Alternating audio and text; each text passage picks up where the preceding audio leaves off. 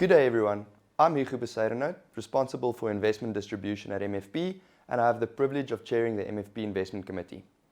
Welcome to today's MFP Outcome Matters, where I will be your host. First and foremost, I'd like to thank you for joining us today and for your continued support of our business. I trust you will find this webinar insightful and valuable. Before we delve into the session, let me address a few housekeeping matters. We've applied for Continuous Professional Development, or CPD points, recognizing their significance to you. To make sure your attendance is verified, kindly watch the entire session and provide your ID number in the CPD section. The event platform will be accessible until the end of September, granting you ample time to revisit the content and secure your CPD points. In October 2023, you will receive a separate email from the Momentum Sales Academy containing your CPD certificate. During this webinar, we encourage active participation. Feel free to pose any questions in the Q&A section, and our speakers will address them in real time or respond after the session. Okay, let's kick off. Often, I find myself engrossed in the next item on my to-do list and thinking about the future. Hardly ever do I stop to think about the year that was, and I thought this is a good time to pause, reflect, and appreciate the progress made in the past 12 months. It has been a watershed year for AI. You might recall me mentioning the meteoric rise of ChatGPT in the previous Outcome Matters. Well, Google announced new updates to Bard, Meta has unveiled its new AI system, Llama it's called, and they both rival the likes of ChatGPT. Even Elon Musk has joined the race again, and the EU is even preparing for legislation around AI. The age of artificial intelligence is not merely upon us, it has become an undeniable reality. Now, progress should not be a race to keep up with the speed of technology, but rather a purposeful and strategic embrace of change. By leveraging technology thoughtfully, we have the opportunity to positively enhance our lives and society, making a meaningful impact that goes beyond the pace of innovation. At Momentum Investments, we've made good progress in the development of our project Singular, and we look forward to launching an exciting new platform experience to you all in the near future. As you know, June signals the last month of the financial year, and I thought this is the ideal time to just look at the year that was. F22 was a great year for Momentum Investments, and I wondered, how will we follow up those achievements in F2023? The past year presented a few challenges with a changing investment landscape driven by global interest rate hikes, a continued standoff between Russia and Ukraine, and our very own local challenges with load shedding, Lady Russia Gate, take your pick. Despite it all though, the investment flows were decent. We had our greatest year with guaranteed annuities. We increased our flows by year on year, 38%, and those were flows of 6.8 billion rand. We helped secure 4,800 clients as guaranteed future income. MFP's contribution to this was 1.7 billion, or 25% of the total inflows, and you achieved 105% of the target. Our guaranteed endowment product, the Linked Endowment Growth Option, brought in 2.3 billion of client money, and MFP contributed 600 million, or 26% of total inflows, achieving 112% of target. Now, offshore was still attractive, and despite the rand taking a hammering, this year narrowly missed 20 rand to the dollar. However, MWI still managed to secure good inflows. The total flows for the year were marginally lower than F22 with 5.7 billion, and MFP represented 9% of the total inflows and ended the F23 year with the same amount of flows as F2022. Now bear in mind, F2022 was a record year, and MWI achieved the third best year ever and MFP their second best year ever with MWI flows. It's been a tough year locally, and the local platform felt the brunt of it. The platform ended 8% down on last year. MFP unfortunately faced greater challenges and finished 17% down on the F2022 flows. However, it is worth mentioning that the entire market shrunk over the comparative time period, and the reduction in flows do not represent a loss in market share. In actual fact, Momentum Wealth has increased market share.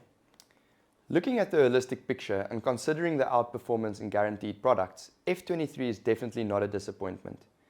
MFP remains our biggest client, as is represented by 26% of all our inflows. We truly value and appreciate your support. I will now hand over to Rupert Giesing, Business Development Manager for Equilibrium Investment Management. Rupert will discuss the HousView support for F23. Over to you, Rupert.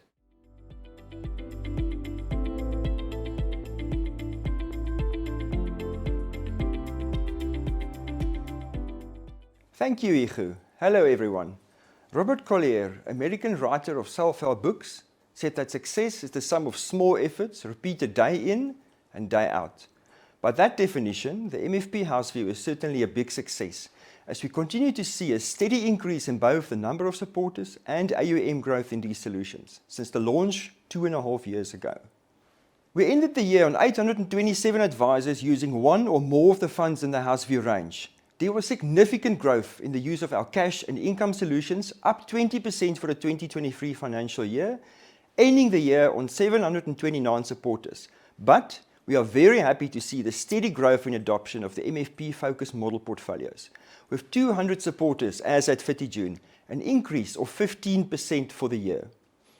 Support in the fund of funds also grew to 595 advisors, and in our global solutions, both the feeder funds and direct offshore solutions, support remained consistent, ending the year on 229 advisors using the feeder funds and 106 in our direct offshore solutions.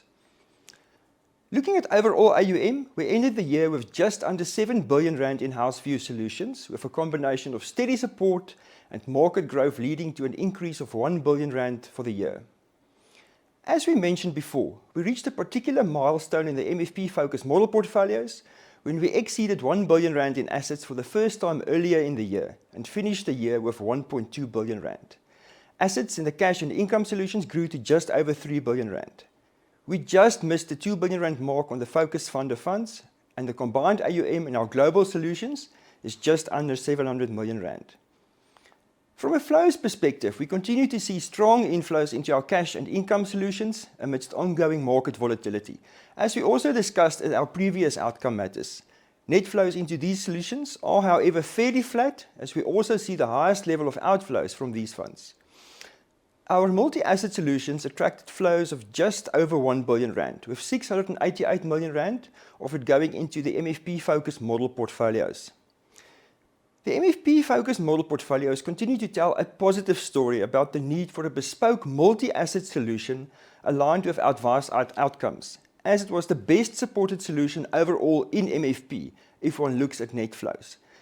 It is also a huge thumbs up to our advisors that use these solutions for keeping their clients invested during the difficult times, which will ultimately be the biggest contributor to them reaching their investment goals. In closing, if one looks at overall net flows into HousView solutions compared to external funds for the year, you can see strong support for the HousView. This speaks to the numerous advantages of adopting a HousView approach as discussed in our previous Outcome Matters, including consistency of advice, efficiency, risk management, flexibility, and client education, backed by dedicated support. That's it from me, and thanks for listening. Thank you, Rupert. I would like to, on behalf of all of us at Momentum Investments, thank you for your continued support on the platform and the HousView solutions. It's encouraging to see the number of supporters grow as well as the flows into the solutions. Next up is our economist, Sanisha, who will delve into why we can be optimistic that there is sufficient time for us to turn the South African economy around. Sanisha, welcome, and I look forward to your valuable insights.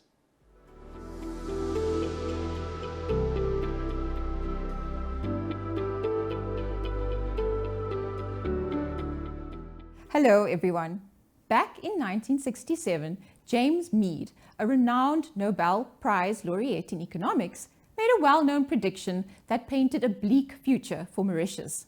He highlighted the nation's susceptibility to weather and price fluctuations, as well as its limited employment prospects beyond the sugar industry. But in a remarkable turn of events, this petite island nation defied all expectations, transcending its status as a struggling sugar-driven economy. Instead, it emerged as a shining example, boasting the second highest per capita income among African countries and earning the top rank in the World Bank's Doing Business survey for all sub-Saharan nations in 2020. Despite its vulnerability to external shocks as a small-scale economy, Mauritius has successfully charted a robust developmental path focused on sustained growth. The country's achievements can be attributed to a combination of factors, including political stability, a robust institutional framework, minimal corruption levels, and a favorable regulatory environment. Additionally, Mauritius' commitment to open trade policies has played a pivotal role in maintaining its economic momentum. Governed by a parliamentary democracy, the nation showcases an efficient administrative apparatus that demonstrates both technical expertise and adaptability in the face of ever-changing global economic conditions. Although there are no guarantees for its future prosperity, Mauritius has demonstrated its capacity to navigate various economic shocks successfully. Throughout its history, the nation has showcased adaptability, innovation, and a keen ability to anticipate global shifts. The amalgamation of effective leadership, consensus building, prudent macroeconomic management, and strategic policies for the private sector positions Mauritius favorably for the times ahead. Is it possible for South Africa to achieve the same transformation as Mauritius? I believe the answer is definitely yes. However, this outcome hinges on a proactive stance of our authorities, who must not remain passive spectators and should rather swiftly initiate the right strategies to grasp these so-called low-hanging fruits that lie within reach. The phrase low-hanging fruits is used to refer to quick wins that are easy to implement, in this case by government. It is knowing how best to use available resources and implement interventions that are most feasible, technically, politically, and administratively. These are actions that will likely have the greatest positive impact on growth and employment. The country has been overwhelmed with bad news over the past few months, and the mood of the country has remained sour. Business confidence and consumer sentiment are tracking nearly 15 and 20 points respectively below their long-term averages. In its Article 4 mission to South Africa, the International Monetary Fund remarked that South Africa's economic and social challenges are mounting, risking stagnation amid an unprecedented energy crisis, increasingly binding infrastructure constraints, logistic bottlenecks, a less favorable external environment, and climate shocks. The IMF noted that employment remains below pre-pandemic levels. Notably, unemployment is close to record highs on the back of already elevated poverty and inequality. In addition, the economy remains exposed to external shocks and capital flow volatility in the context of tighter global financial conditions and volatile commodity prices related to Russia's war in Ukraine. The IMF further highlighted long-standing rigidities in South Africa's product and labor markets, while warning that governance and corruption vulnerabilities have weighed on growth and employment prospects, ultimately threatening the future of social cohesion. Expressing optimism about South Africa against this bleak background might seem out of place, given flat growth in per capita incomes since the global financial crisis of 2008, job insecurity, malfunctioning state-owned enterprises, and widespread corruption. The Economic Reconstruction and Recovery Plan has been a key tenet of President Cyril Ramaphosa's agenda since he succeeded Jacob Zuma as the country's leader in 2018. But deep divisions within the ruling party and his own cabinet have hindered progress, resulting in a slow-paced implementation of political and economic reforms. The economy was already in a fragile state when it got hit by events like the COVID-19 pandemic and the Russian incursion of Ukraine. On top of that, sluggish investment prolonged economic stagnation. There were also domestic factors like restrictive macroeconomic policies and budget cuts that have contributed to sluggish economic activity. To make matters worse, global supply chain disruptions caused prices of food and energy to skyrocket worldwide, including South Africa. This made the cost of living crisis even more challenging for many households. The bottom 30% of spenders in South Africa have experienced an average inflation rate of 10% in the past 6 months. And as if that wasn't enough, the subsequent tightening of monetary policy added an extra pinch to struggling consumers. South Africa's reputational damage also took a hit earlier in the year when the Financial Action Task Force greylisted the country in February. A souring of international relations following allegations that South Africa had supplied Russia with ammunition via a Russian ship that docked in the Cape have further threatened South Africa's economic and political ties with the Western economies. As such, very few are doubting that this will be a very difficult year. But what makes me more optimistic on economic activity in the medium term is tangible progress on priority reforms which have been identified for their potential impact on economic growth and job creation. To fast-track the delivery of economic reforms which are at the core of the Economic Reconstruction and Recovery Plan, including those that have been delayed or blocked before, a joint initiative between the Presidency and National Treasury was set up to monitor progress and actively support the implementation of these reforms. This is done primarily through addressing obstacles that hinder execution on policy commitments. Government has noted that Operation Vulindlela differs from previous efforts in that it has provided a dedicated team with skills and capacity to mobilize technical support to get these reforms over the line, but using a hands-on approach. While Operation Vulindlela is not a new plan, it aims to ensure the effective implementation of plans that already exist without additional fiscal funding by removing policy and regulatory barriers to private investment. Since the launch of Operation Vulindlela in October 2020, government has taken significant steps towards implementing structural reforms aimed at stabilizing South Africa's energy supply, establishing a competitive logistics network, reducing costs, and enhancing the quality of digital communications. Other areas included as well reforming the visa system to attract the necessary skills for business growth, as well as providing a seamless experience for visiting tourists. This narrow list of focused priorities have been identified as the main economic levers to achieve the greatest positive impact on growth and employment. These reforms are meant to reduce the cost of doing business and lower the cost of living for ordinary citizens, which will make South Africa more globally competitive and increase the rate of inward investment. Let us take a look at each of these priority areas. Electricity reforms. In the electricity sector, the desired outcome of the reforms is to stabilize electricity supply. Reforms under Operation Vulindlela have been aimed at addressing the shortfall in electricity, the lack of competition in electricity generation, the inability of government to fund investment in additional generation capacity, and to arrest the deteriorating quality of municipal electricity distribution services. Reforms are currently underway to restructure Eskom by unbundling the utility into generation, transmission, and distribution.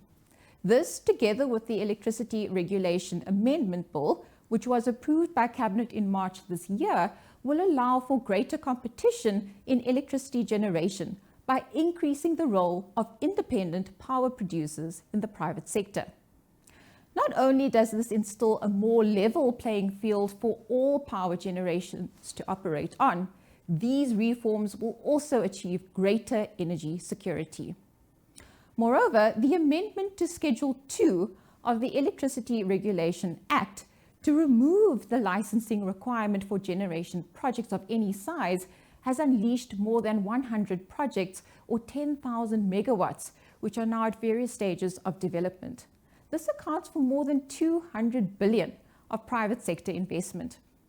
In addressing Eskom's financial woes, the 2023 budget introduced 254 billion in debt relief to Eskom, subject to strict conditions. This financing will relieve pressure on the utility's balance sheet, enabling it to conduct the necessary maintenance. Finally, to establish and ensure a more reliable distribution of electricity by municipalities, regulations have also been amended to allow municipalities to procure power independently. Secondly, freight logistics. The subpar performance of South Africa's logistics system has resulted in the loss of significant export revenues for the country. Operation Vulindlela seeks to enhance the efficiency and competitiveness of freight transport. The Project Office, operating under the Presidency, has provided an update stating that Transnet Freight Rail has successfully completed the accounting separation between their operations and rail infrastructure units. This milestone is critical as it paves the way for functional separation and the establishment of an independent infrastructure manager, hopefully by the fourth quarter of this year. Such measures will facilitate transparent and accurate pricing of slots on the freight rail network, promoting fair competition between public and private rail operators. Transnet is also making strategic moves to address its deteriorating operational performance by promoting private participation in 2 of South Africa's container ports. Thirdly, water reforms. Reforms in the water industry aim to increase investment in the maintenance and construction of water infrastructure, as well as to improve water quality. Via the successful reinstatement of the Blue Drop, Green Drop and No Drop water quality monitoring systems, government will ensure that water sources are protected, wastewater treatment plants are functioning, and leaks are fixed. Moreover, the project team has been successful in reducing the backlog of water use license applications. This improves the ease of doing business in South Africa. More than 70% of applications are now being processed within 90 days. Operation Vulindlela is also currently engaged with revisions to the raw water pricing strategy. This should address suboptimal pricing and the financing of water. It should also pave the way for more investment in the agriculture and mining industries in particular, as more certainty around these outcomes are created. Fourth, digital communications. Reforms in the digital communications sector will reduce the cost of data, expand internet access to low-income households in outlying areas, drive new investment in telecommunications infrastructure, and unlock gains in the knowledge economy. Spectrum frequency is a finite resource and must be allocated efficiently to increase network speeds and reduce costs. The auction of high-demand spectrum, completed in March last year, is expected to facilitate these gains. The switch-off from analog to digital transmission is required for the conclusion of the spectrum auction process for the use of other network operators. However, Operation Vulindlela has reported that a majority of provinces have already completed this migration. Fifth, reforms to the visa regime.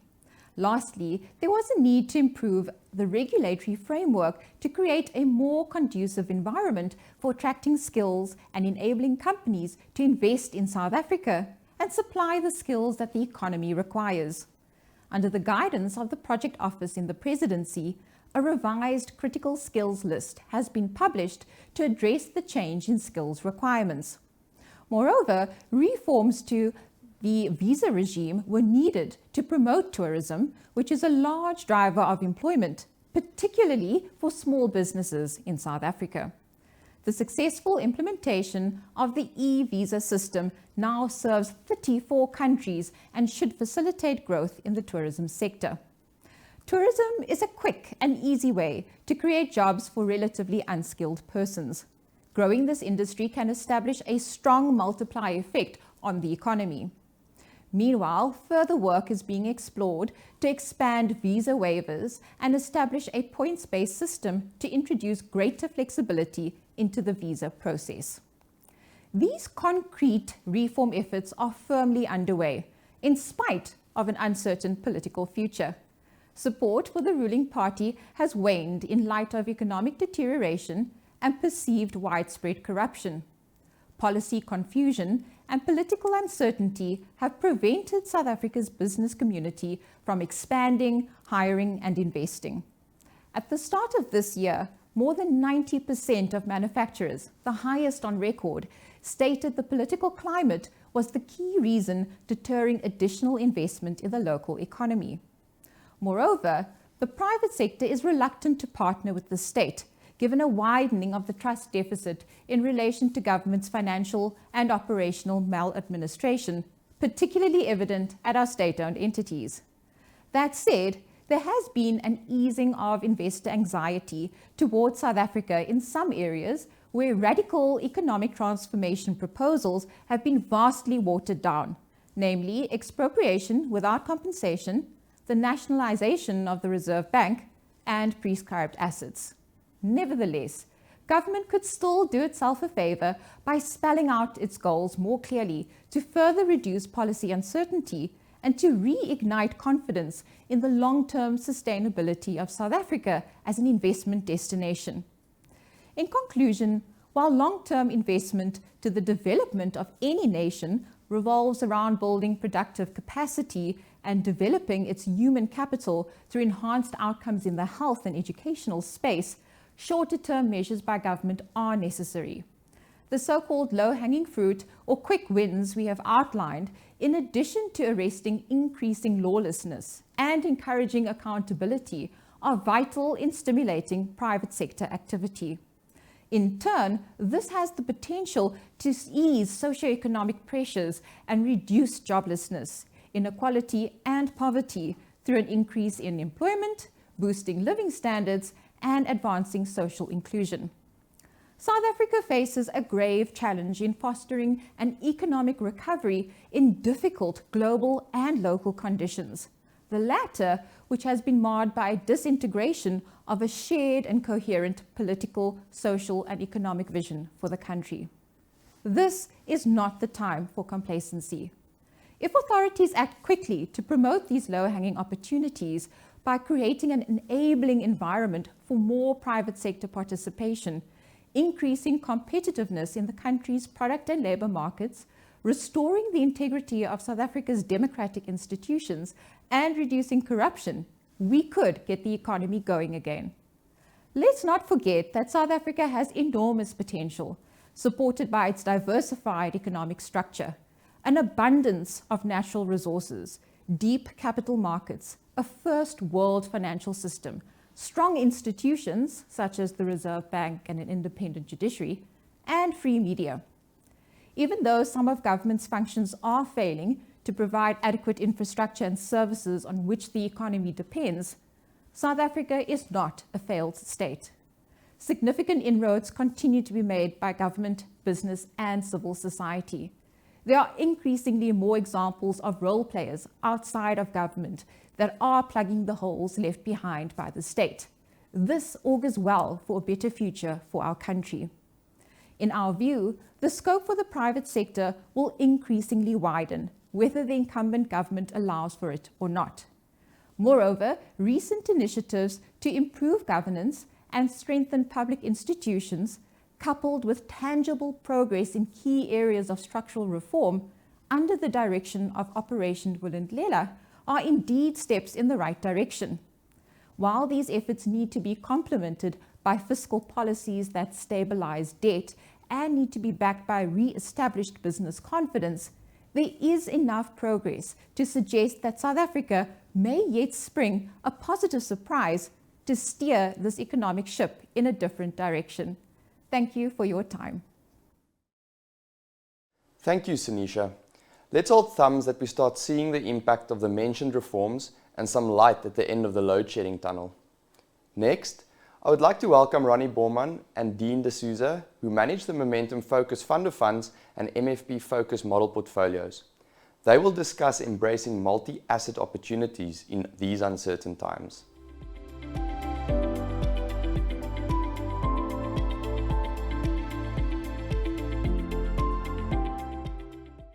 Thank you, Hugo. Good day, and welcome to this Q2 update on the Momentum Focus Fund of Funds and the MFP Focus Model Portfolios. Over the past quarter, inflation and interest rates continued as the key global economic themes that have shaped market sentiment. Central banks worldwide have expressed hesitancy to lower interest rates until they see a clear sign of sustainable improvements in underlying inflation. In the US, we've seen headline inflation starting to ease, and the Fed paused in May for the first time since the start of this record rate hiking cycle that started back in March 2022. But concerns over potential rate hikes in the US persisted due to tight labor markets. Wages are still growing at a strong pace, and there are more job openings than unemployed workers, posing a risk to upside inflation, and therefore a continuation of potential rate hikes. As we saw at the 26th July meeting, the Fed did hike rates another 25 basis points, taking borrowing costs in the US to the highest in 22 years. The tone was still somewhat hawkish, and the Fed remains committed to reducing inflation, penciling in a further potential 25 basis points rate hike in September if necessary. But even if the Fed doesn't raise rates from here on, rates may well be staying higher for longer than the market expects before the Fed eventually cuts rates again.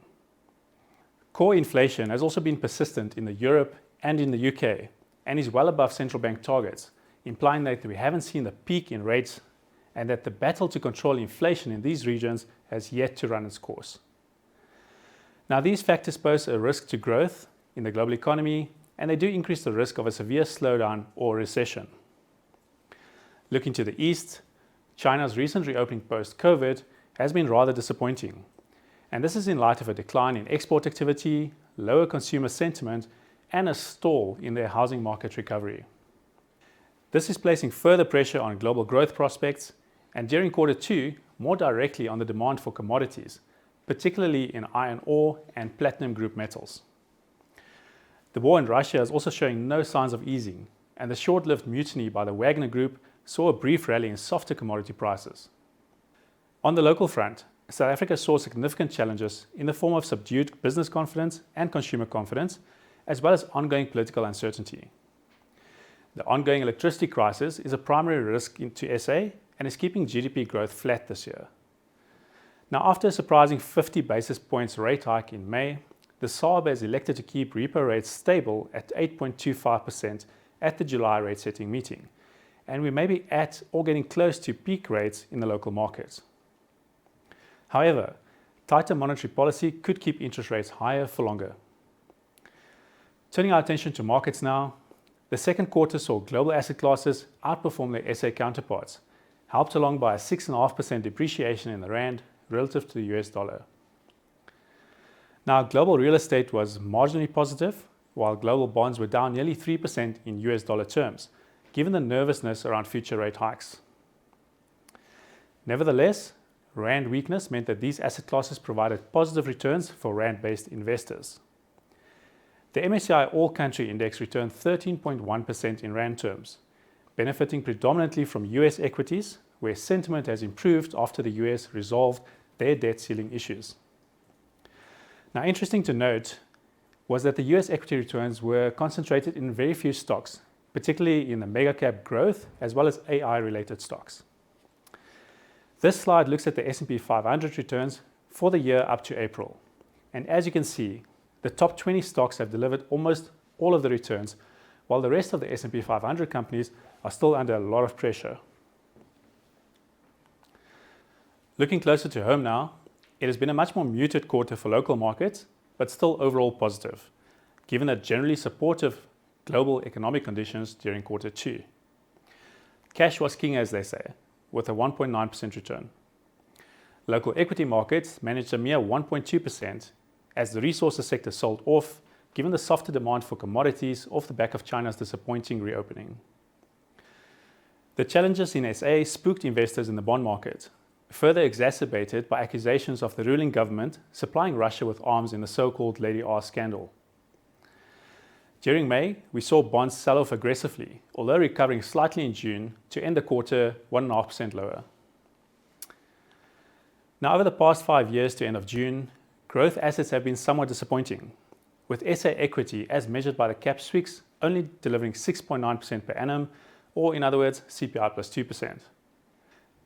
SA listed properties challenges during 2018 and COVID means the asset class is still in negative territory, while fixed income assets such as bonds, cash and inflation linkers have all offered inflation-beating returns. Now, global equity, after factoring in the 6.6% depreciation of the rand, has only offered CPI plus 3.5%. This is proving somewhat of a challenging environment for South African multi-asset class funds. As we see here, high, medium and low equity funds have converged since 2018, and investors have not been rewarded for taking on that additional risk. Relative to inflation, the average SA medium equity fund is currently only delivering CPI plus 2.4%, a factor to bear in mind given the high CPI-linked benchmarks of the focus range of funds. A big driving factor behind the low returns of growth assets was of course the strong sell-off in 2020 during COVID. But with that being said, investors who managed to stay the course have seen a faster and sharper recovery since 2020, as we see here when looking at the cumulative returns of the funds since COVID, proving once again that staying invested is ultimately the best course of action. Now let's turn our attention to the fund performances. Over the quarter, the Momentum Focus Fund of Funds delivered solid performance of between 2.2 and 3.5%, outperforming their benchmarks and bringing the 12-month returns to between 11.5% and 14.7%, offering real growth above inflation, which is currently printing at 6.3% over the same period. 3-year annualized returns are outpacing CPI-linked objectives as well as the general ASISA peer group averages, but longer term, the inflation-linked benchmarks have not been generally fully attainable given the current market dynamics. I'll now hand you over to my colleague and co-portfolio manager, Dean D'Souza, to give you an overview of the focus model portfolios as well as our outlook for the road ahead. Over to you, Dean.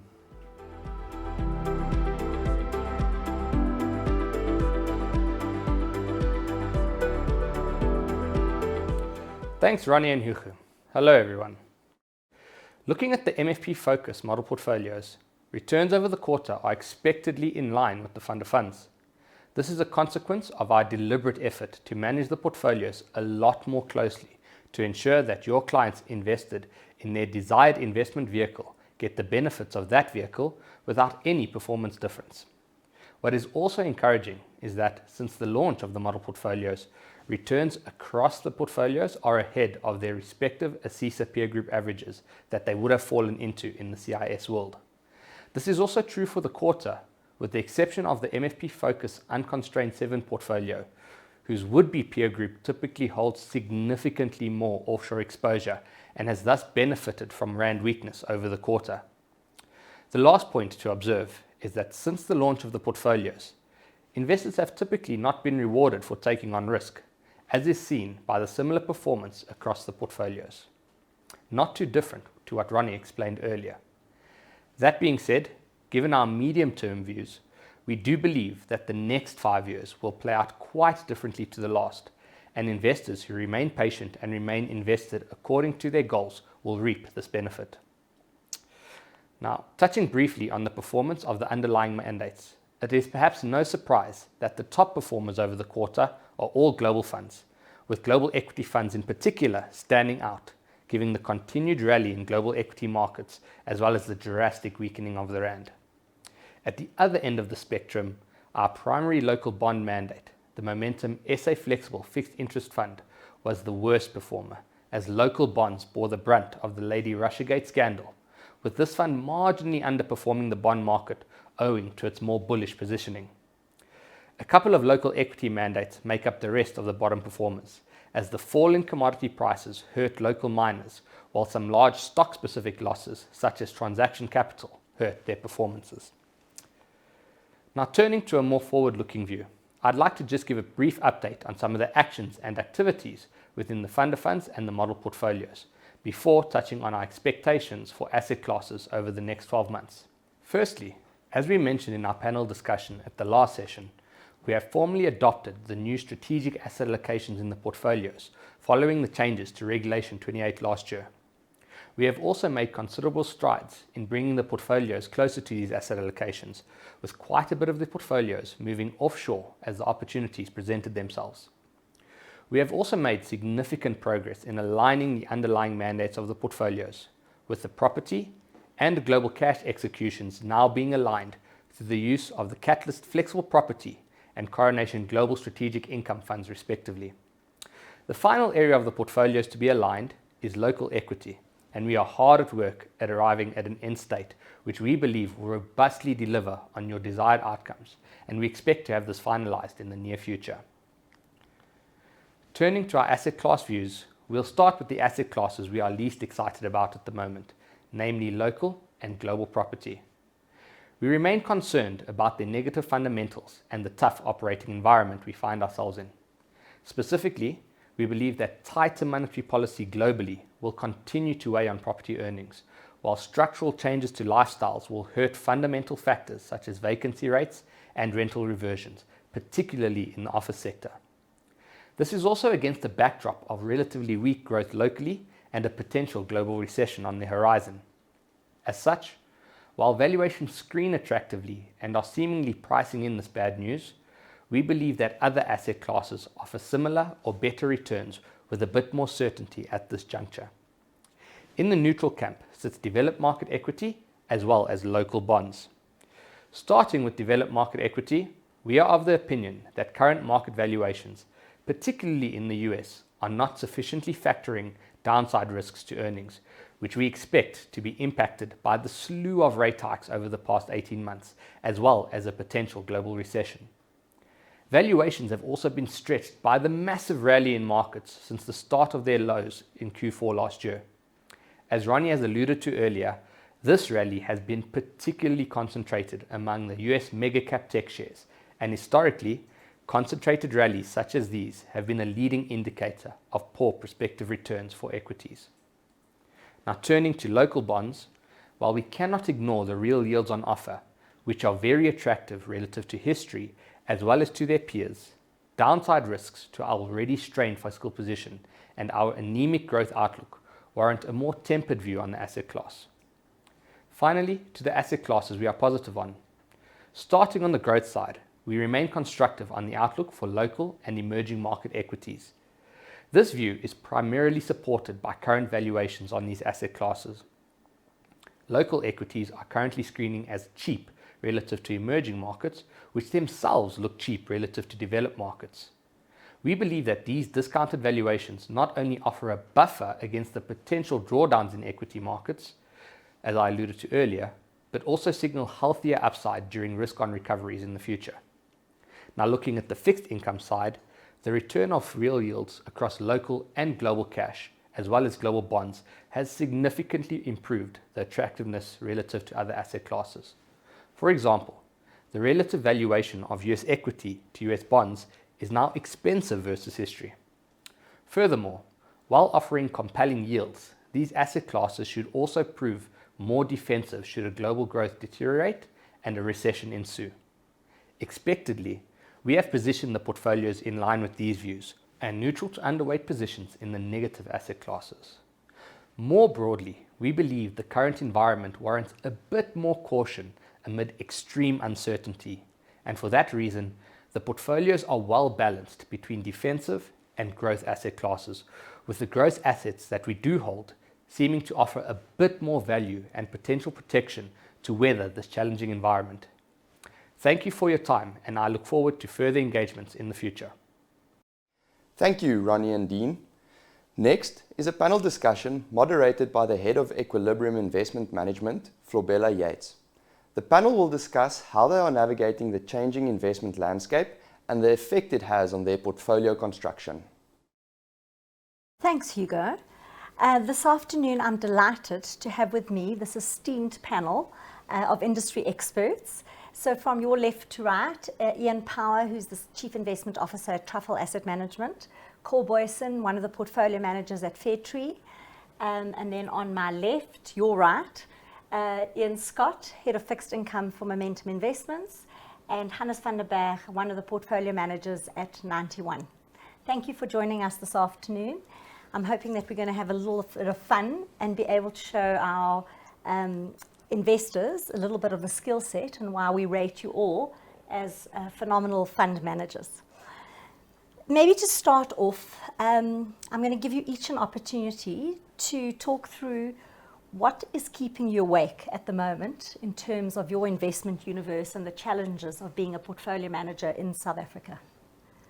Ian, maybe starting with you.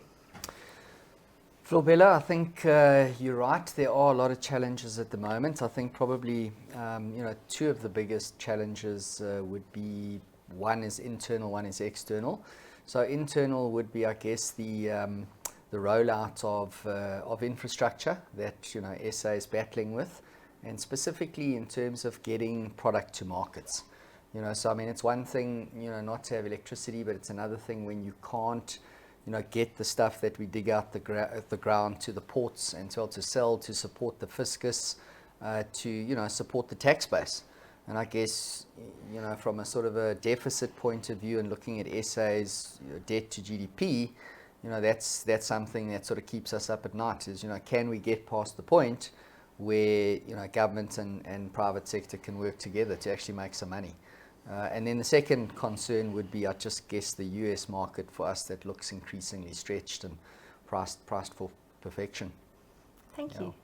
Cor, do you agree, or do you have different views? Yes, thanks, Florabella. I've got similar views. So obviously, internationally, we have a very high interest rate environment. And typically, where we are at the moment, we should be thinking about a recession. So that would have impacts on markets. So obviously it will filter through to our market as well, especially maybe the cyclical counters. And then locally, obviously with Eskom load shedding and lack of power, we've got a low growth environment. So that is quite concerning, and we hope that over the course of the next couple of years we can fix it. Thank you. Maybe I'll go to Hannes next and Yeah, hear your views. thanks for the opportunity. I would say, looking back over my career, this is probably one of the periods with the most unresolved variables we've seen in quite a while. High inflation, high interest rates, and the unknowns around that.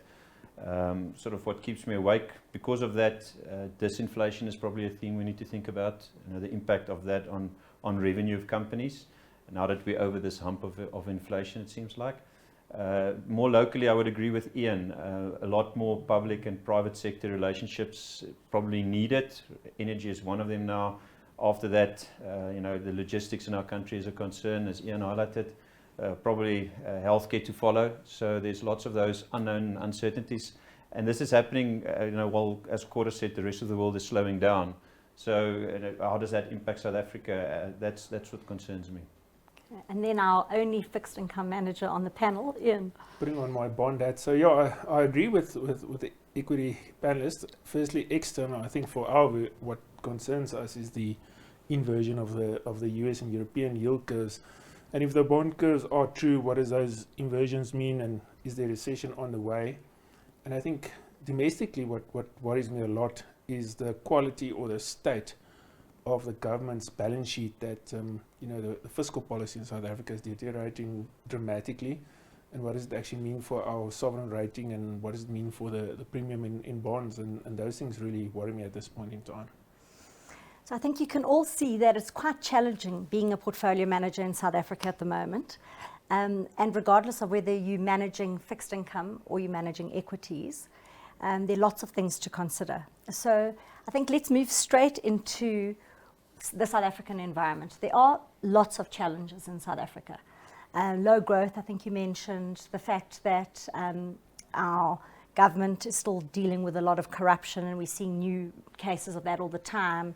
Water shortages, obviously the power crisis, just to name a few. Does this mean that South African investment managers still see South Africa as having some opportunities, or are we worried about SA Inc.? And I think maybe I'll start with you, Hannes. You manage both a local and offshore equity fund. Could you maybe talk us through your views on whether South Africa is still investable, if there are opportunities, where you're seeing them, and where you manage an offshore portfolio, how different that would look to an SA-only equity portfolio? Yeah, I think a lot of what you just said got amplified because of Regulation 28 changing and pension funds in South Africa being allowed to take up to 45% offshore. So that opportunity opening up makes South African capital compete more for global capital, because you've got slightly more freedom now. when we construct a portfolio with offshore as well as local, we look at it on an integrated basis. I mean, we've only got one pharmaceutical company, one oil and gas company, one tech company, etc. So now you've got broader sectors and a bigger universe towards which you can allocate. Having said that, I do think that everything in life's got a price, and a lot of bad news filtered through the South African market, and as I say, that got amplified because of regulatory changes. So as the prices have reset and earnings expectations have reset because of a lot of concerns around some of the factors we've previously mentioned, the South African capital is starting to look a lot more attractive, the opportunity set relative to what you can find globally. So I think the race is on for potentially allocating to some of the opportunities locally in South Africa. So does your offshore and local portfolio have the same weighting to South Africa? You mentioned that you've got similar stocks, but if you were allowed to make a complete allocation in SA or zero at all, would you still allocate to South Africa? So there's two ways of looking or answering that question. In a multi-asset portfolio, it's slightly different because you've got a bigger opportunity set on the fixed income and other asset classes on the global side, alternatives, etc., that start competing, and also global bonds. You have to think about defensive and growth bonds and the roles they play in your portfolios. So on a clean sheet of paper, somewhere 60% offshore can make sense, but then on the other side, only having 25% offshore also makes sense because South Africa is an emerging market, and as markets go through cycles, we've mentioned growth slowdown, so late cycle, recessionary kind of environment. When the recovery, growth and expansion phase of the cycle comes, emerging markets are in favor, and South Africa will benefit from that. The other way to answer it is that you have to evaluate the opportunities you get from the bottom up, because ultimately portfolios get constructed from the bottom up. You have to decide which equities do you buy. And some of the South African equities were trading at 10-20% discounts to the history in the past. So as I said, some of the retailers and SA Inc. stocks, banks are reset to quite attractive levels. So on a global scale, they are stacking up as cyclical investment opportunities which you can't ignore. Fantastic. Core, you have an alternatives offering within the Fairtree group. So I'd be very interested in knowing, not only from an equity perspective, but if you were managing not only an equity fund but a balanced fund, do you bring some of that alternative thinking into some of your stock picks? Do you agree with Hannes that there are opportunities in South Africa? And as a stock picker, where are you seeing those? Well, we've built our business by basically just investing in JSE listed stocks. So we don't really, on our equity fund, have any offshore exposure other than those shares in the JSE. We do think there's still opportunity there. On the alternative side, we obviously back ourselves as being good at that as well. So in the balanced fund, we would recommend some of the alternative exposure there as well. Fantastic. Ian, from your perspective, also like Core managing a local-only fund, but if you were able to take offshore, where would you find the opportunities? And please feel free to disagree with the fellow panelists. No, I think, I sort of echo what some of the guys have said. I think SA right now is very cheap, both on a sort of a fixed income and I guess some of the equity, the long duration SA equities look pretty cheap, and I think on a cyclical basis. So I think we're not a structural emerging market story like in India or perhaps some of the other Southeast Asian countries where you can see GDP per capita growing sort of sequentially each year, and hopefully for them at some point becoming a South Korea. But we sort of seem to come in as the tide, the economic tide comes in and out. It lifts these sort of cyclical boats, and I think there's lots of opportunity in some of these cyclical markets. SA, like a Brazil, similar sort of theme. But I mean, right now you've had a lot of good quality companies in SA which have been sold down to attractive prices, and typically the bigger companies are getting bigger and stronger because some of the challenges that our economy is facing, only big companies can sort of overcome them, because you've got a much bigger cost-based infrastructure to sort of absorb some of these big hits. And it's the smaller companies that ultimately take the hits. And I think there are some local champions which will get bigger, and they're not expensively priced. And I think we forget that foreigners looking globally, you know, they made a lot of money in the US, and I think, you know, perhaps waiting for the time when to look towards external to the US or maybe even emerging markets. And I think we'll be surprised at the extent to which they probably are prepared to overlook some of our country-specific issues, and, you know, they'll put money into bonds and some of those equities where they always go because it's cheap. And, you know, the size of us, I think we're 0.3% of the MSCI world. South Africa's got the same market cap as Adobe. So I mean, think about that. Yeah. I mean, you know, Adobe, your PDFs, I mean, that's basically South Africa. Yeah. So, I mean, we are really small. So those flows can move our market. And just like we've seen the Rand pull back from Lady R down to wherever it is today, if those headwinds stop blowing on EMs and turn into tailwinds, there can be some really good returns made. So I think that's sort of, you know, how we sort of seeing it. And I mean, to the extent that we can deal with some of the issues that, you know, Cor said in terms of infrastructure and renewables, and you know, then I think there's a bit of upside. Maybe if I can add to something that Cor said, and also what Ian said. I mean, to build a business or to construct a portfolio in the South African market, the SA equity market always gives you somewhere to go. When SA Inc. is struggling, you know, you can go to the Rand hedge stocks and find a bit more defense, resources trades off what happens in China. So there's always a pocket to which you can allocate capital towards. Our market is quite cyclical. We've got a lot of banks, resources, Richmond, those kind of stocks are quite cyclical in their earnings profile and in the nature in which they operate. So if you want more defense, then adding a bit more defense on the local side. But as Ian said, when the flow comes back into EM and you want more cyclical exposure, that pocket will be available in the SA equity market. Okay, I'm going to come back to fixed income, but I want to just carry on with this theme around the equity opportunities. So as a discretionary fund manager in the equity space, one of the reasons we often use boutique asset managers is because we believe they tend to be more nimble, they can play the full spectrum. So you've alluded to the fact that big companies, for example, will survive, but the smaller mid-cap sector is very under-evaluated from the broker side. And I'd argue that there's a lot of opportunity in some of the smaller cap stocks. Now, the two of you started off with boutiques. I'd argue that your businesses are no longer true boutiques. They've grown significantly, mainly on the back of very good performance. Whereas, Hannes, you represent a larger, more established, credible asset manager. So do you think that there's an argument for being able to run a smaller, more nimble fund where you can take opportunities in the smaller mid-cap stock? And Cor, your fund, you tend to trade a lot more. So I'd love to hear your view on that. Yeah, so we once again, we've built a business from the word go when we were still small to have only institutional quality exposure. So we limit our fund to no more than 5% exposure to small caps. And the simple reason is that small caps can be cheap, and unless the small cap manages to grow themselves into a mid cap, they will remain cheap relative to the rest of the market, depending on the environment, obviously. So, and also we want to be nimble and want to move around, and the world changes a lot. And when you buy a lot of your small caps into your fund and you want to change your fund, it's very difficult to do so because of liquidity.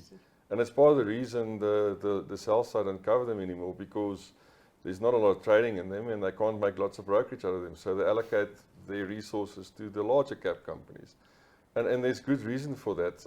I think for individual investors, retail investors want to do their own funds, I'm sure there's lots of opportunities, but I think you can go, and maybe here and there is a small cap that does tremendously well. Maybe last year Tringela was one of those examples. But it's very difficult if you've got some size in funds to put a very large amount of capital to a small cap and then wait for it to grow, because even if you think it's a great opportunity to put 0.5% in the fund in that stock, it's not going to make a meaningful difference to your performance. So it's better for us to be in the more liquid stocks that will also do well, in times when the market turns and when interest comes back into EM. I agree with you. I think liquidity is a very big constraint. And on top of it, the JSE is getting smaller. I'd be quite interested to hear, as a larger manager, do you have specific limits in sectors or stocks? No, we don't have sector constraints. Obviously, you manage the size that you have exposure to a specific company, and we don't have limit constraints with regards to the size of a position in the portfolio. We like to blend the best ideas we've got across various sectors. We use a risk framework, mean variance optimization, to optimize the risk return profile of the portfolio.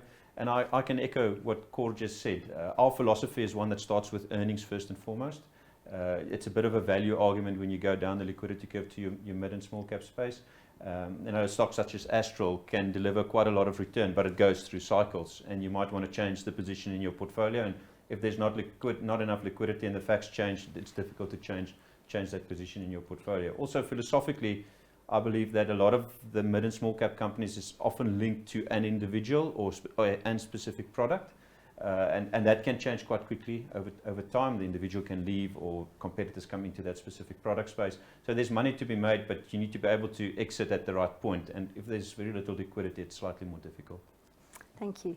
And then, Ian, from your perspective, how do you think about the risks? What factors do you look at? Does macro play a big view in your portfolio construction process, or are you only a bottom-up stock picker? How do you consider risk? No, so we look at all the risks, but I guess what we try and do is we try and sort of spread our active positions across as many independent positions as possible. And I mean, I say that humbly because, you know, we know that when markets go through stress, correlations rise across assets, across everything, and liquidity dries up. So I suppose it's, you know, trying to use common sense and not putting everything into, you know, as one trade.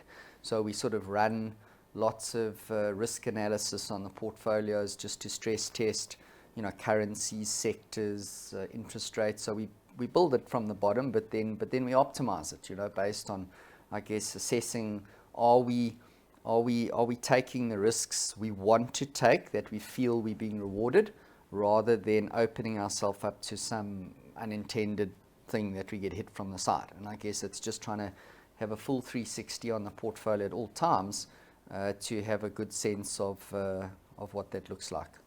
And I mean, maybe also just to jump in on the small cap thing, because, you know, I think the other thing we got to also remember is not all small and mid caps are the same.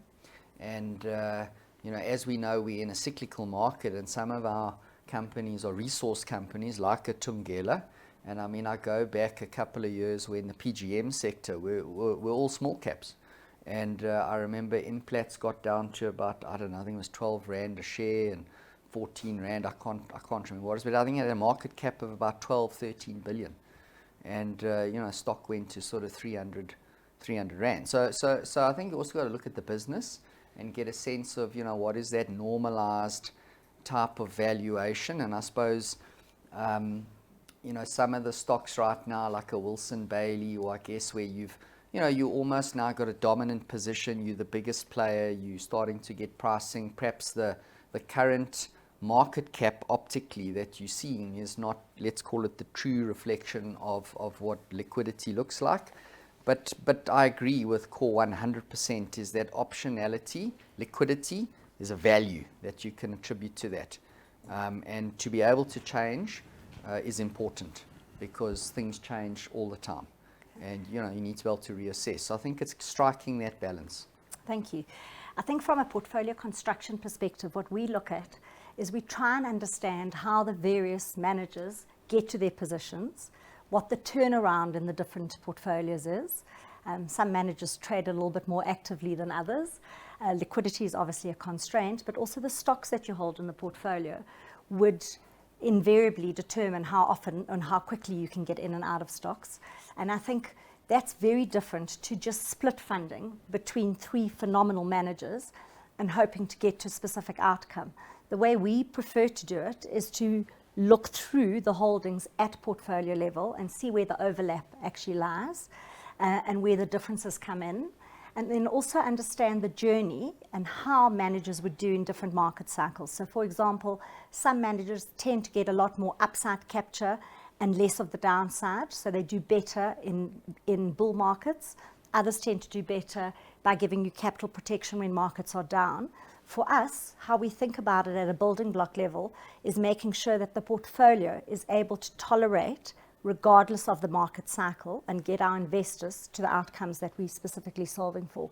So it's lovely to hear everyone's different views and how you think about it. I think Ian's been very patient, so I'm going to move on to fixed income. Ian, fixed income in a balanced portfolio has often been used as a diversifier for equity positions in the portfolio. Now, with the Reg 28 changes that Hannes alluded to, we can take a lot more money offshore. So if you're running a multi-asset portfolio where fixed income is just one of the factors, do you still think there's a strong argument for holding it as a diversifier? Or do you think you can get diversification benefits by just going to different equity markets offshore?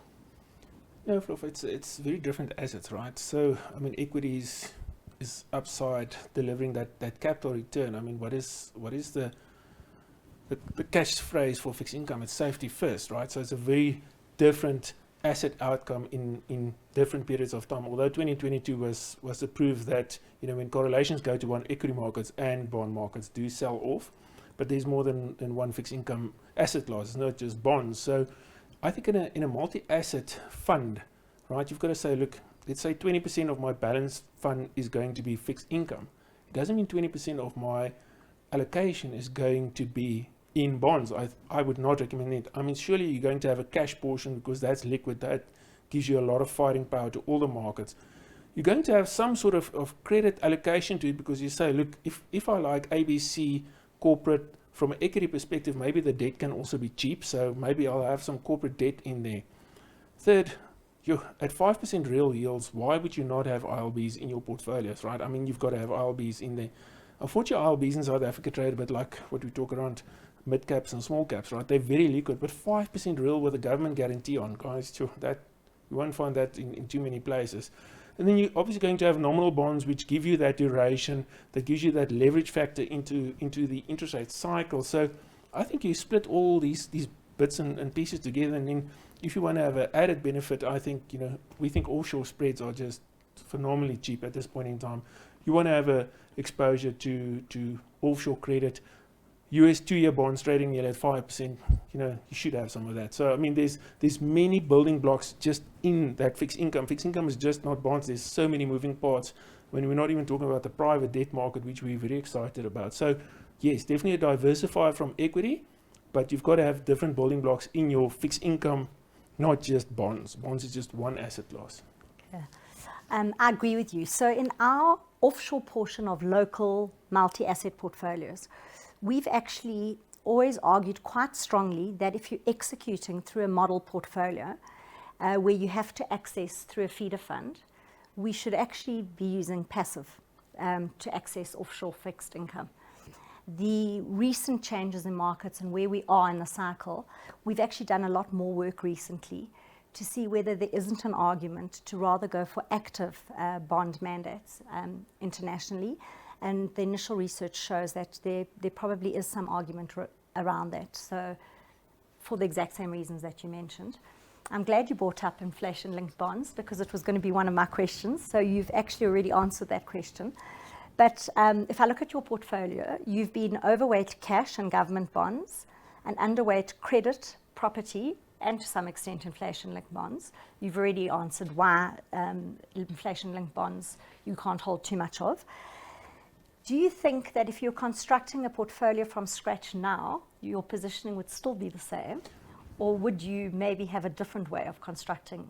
Yeah, look, so the thing for us is I think we've had probably quite a bit of a turnaround in our asset allocation. If you think at our flexible product, that I think we're getting to the end of the rate hiking cycle now for a lot of the central banks, probably including the SARB. So for us, yeah, I think that underweight from ILBs has gone to a more neutral position, maybe even a little bit overweight. And that overweight is actually trimmed by the liquidity, as we said. Cash we still want to hold because at 9.5, 3-4% real over the next year from cash. That is just fighting power cheap. So you want to have that. Credit's quite interesting to us that we looked at it that on an investment grade space, corporate South Africa actually looks quite decent from a valuation perspective, from a balance sheet perspective. So we want to own corporate debt. It's just the pricing. But the part that we really like these days is obviously what we call the private debt markets, where we're finding a lot of bilateral deals. And we're finding great opportunities. One is, as we said, in offshore. We're finding great opportunities in the agri sector, commodity sector, tech sector. So we think there's great opportunities in corporate South Africa. The part that we're worried about more is nominal bonds. We just think that because of, as I said to you, the balance sheet of government doesn't look great, right? So you want to say, look, the 10-year bond yield at around 10.80, it's okay, but is there enough risk premium in it? I don't know. So nominal bonds don't look that attractive, but this private debt credit, investment grade credit, cash, offshore credit, we think there's different opportunities. Even property, we're finding good opportunities in the property sector. I mean, just look at Vukile's results about 2 weeks ago. So we think there's opportunities in property. So we've gone from an underweight to a more neutral stance. So I think we've made quite a few shifts in terms of the views around the flexible product. Maybe if I can add, just to back up a bit of the fixed income, two things. After all these interest rate hikes that we've now had and seen, and also in South Africa, I mean, a money market fund is giving you 8%. So suddenly cash starts to compete as an asset class.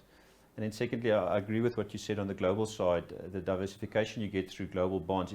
If you think, like we said earlier on, we are a late cycle recessionary, peak in inflation, potentially peak in interest rates and slower growth, the diversification you get from a global bond is quite attractive in a multi-asset portfolio. Yeah. So I think in the current cycle, we obviously have had to think differently. I think that's one of the things about being active managers, is that each of you have to evaluate all your opportunities at different points in time. Now, property is an interesting one because both equity managers and fixed income managers buy property, but for different reasons. So I suspect in the fixed income space, you look at a lot for the yield, whereas from an equity perspective, you'd consider not only the yield, but how does it compare to other stock share opportunities in the portfolio. And maybe just very quickly, you've spoken us through your views on property, Hannes. Are you seeing views on property? Is it looking attractive? Not yet? Yeah, we haven't held a lot of SA listed property over the, let's say, the last 24 months. But I must say, some of these redefines trading at a 13.5 times forward dividend yield. So if you start looking at the price to NAV and the dividend yields that these property counters offer, and if you construct it from the SA bond market after a very volatile period the last 12 months, then the valuation stacks up. What we are still a bit concerned about is the fundamentals that you get with these asset classes. So we're all aware of the office space and consolidation that's happening there and still needs to happen. On the industrial side, it's looking much more constructive. The conversation between landlord and tenant gets more difficult when you go through advanced stages of load shedding. Yeah. That conversation is much easier when you have less load shedding. So into 2024, it's definitely one we're kicking the tires on quite a lot. Okay. Your views, Ian? Do you see property as an attractive asset class, SA property specifically? Yeah, no. So we haven't had a lot of property for quite some time. But I mean, based on, I guess, where we are in the cycle, if we think we're getting to the end of rate hikes, I mean, their returns are linked to long bonds. So if we're expecting the cycle in terms of interest rates to be getting close to a peak and bond yields to peak and perhaps start to gradually move down, you should see a re-rating in some of the property names. And also they've started to clean up some of their sort of fundamentals to the extent of the financial imagineering with the cross-currency interest rate swaps and boosting distributions via I guess, tenant forms, which means that they're getting back to what traditionally you want to buy when you buy a property share, is you actually want the rental stream from the tenant, which grows at some sort of inflation escalation over time. So I think if you look carefully and perhaps in some of the higher quality retail and industrial assets, we would agree that there's some attractive opportunities there. Okay. So I think that property is interesting because it's a shrinking sector. It's much smaller than the South African equity sector. And we have seen quite a lot of risks. I think there's certain subsectors that still have a long way to go before we see them really picking up.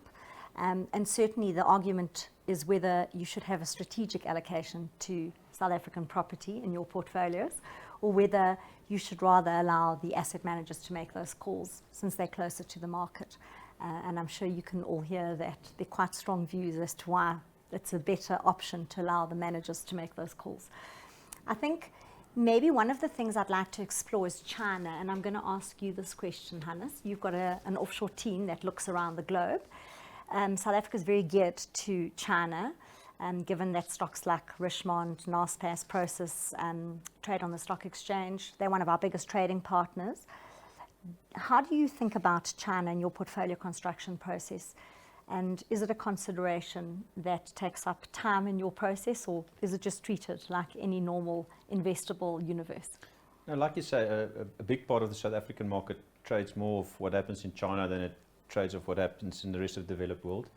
And our view on China is 2022, there were lots of concerns and headwinds, volatility in the Chinese market, regulatory intervention, geopolitics, zero COVID policy. 2023 started off with a bang in the first quarter with the China reopening trade. That slowed down quite a lot in the second quarter.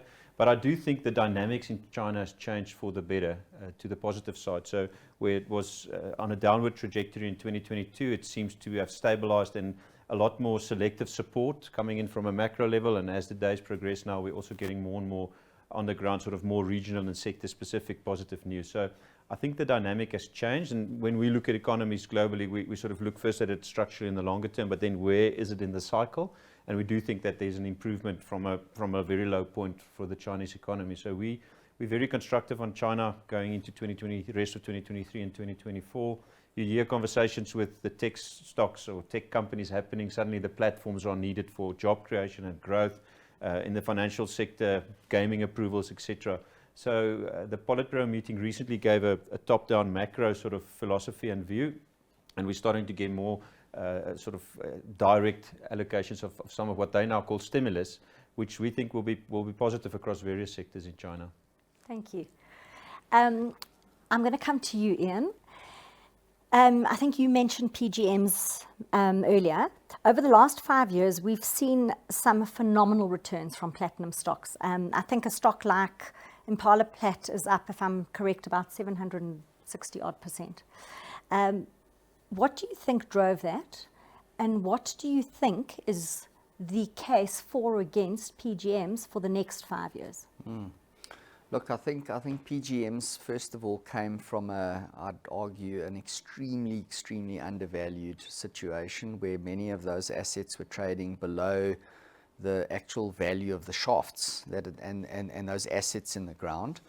And at a time when supply was finally being constrained because the economics of those projects and mines were just no longer viable. So I suppose all of those things together then culminated in this great run in the basket prices at the time when emission standards and I guess lots of the uses to the extent of decarbonizing the planet and increased tailpipe standards were accelerating. And I think that did generate fabulous returns. I mean, subsequently the stocks have obviously come off, quite a bit, maybe 30, 40, some of them 50%. And I think when we sort of look at it today, there's probably two things that we think. I mean, the one is that, over the medium to longer term, the global drive towards decarbonisation is probably accelerating and will accelerate even faster. And, EV penetrations and I guess China's desire to move away from, being reliant on someone else for fossil fuels. And you can just see the imperatives driving battery electric vehicles, the subsidies that they're given, and they're sort of backing their champions to attack, the global OEMs. So I suppose on a medium to longer term, we would say that that's something that we sort of worry about. In the shorter term, the basket price has been smashed on what we think is perhaps a lot of destocking in the chain, where various industry participants, in addition to China, seem to have not been buying in the ways that they have traditionally, and perhaps running down some of their inventories because maybe interest rates are high and perhaps the supply concerns of 2022 are sort of no longer as extreme as they were. So I think you know, you've got basket price which are very, very low, and China, which hasn't been buying rhodium for quite some time. So I mean, if you said to me, could the basket price spike? For sure, in the shorter term, and I mean, we could see some quite big vol in the share prices again. But I think those longer term worries about a planet which is approaching +3 degrees, you know, are probably going to consume a lot more of politicians' share of voice, and you know, it's hitting the man in the street. And my sense is, you know, those drives towards these decarbonized grids and transportation, you know, probably accelerates. Yeah. Thank you.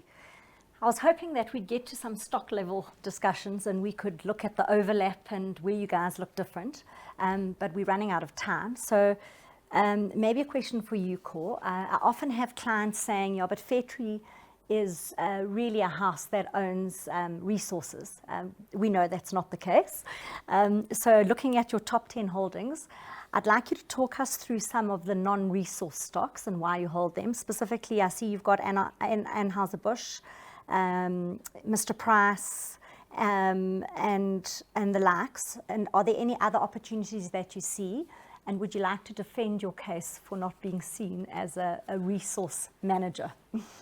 I wonder how many of those top 10 are resource companies. I think, oh yeah, there's some, okay, there's about 4 then, I think.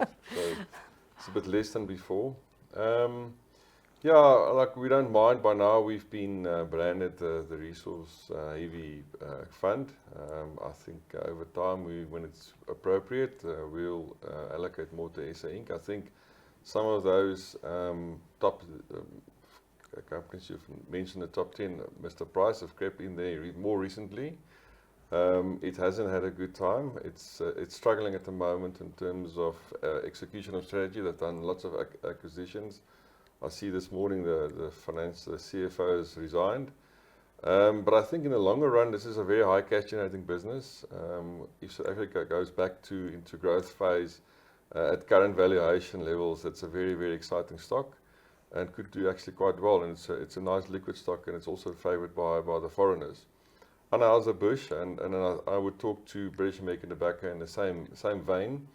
It's more a macro overlay onto the fund, where we are quite concerned about the possibility of a recession. So those are not the most exciting growth stocks in the world, but they are defensive and they are predictable in terms of the earnings, and they're trading at very low valuations compared to their own history, and therefore we consider them to be quite defensive, and we've added quite a bit to them over the last 6 months or so. They've had torrid times, both of them, for different reasons, but very high quality businesses, and over time they would also re-rate and do well in terms of our portfolio construction and the reason why they're there. Thank you. I think we have a few minutes left, so I'm going to give you each an opportunity to just finish off by explaining. It's been tough. The last few years have been really tough, and more recently, all the portfolios have taken a little bit of strain. With hindsight, I wish we had a crystal ball that we could look at. We don't. If we did, I promise you none of these people would be sitting here with me. They'd be out somewhere else doing something they love. But if there was one thing that you could do differently, what would it be and why? I would love to be able to manage funds in hindsight. And you just gave me that opportunity.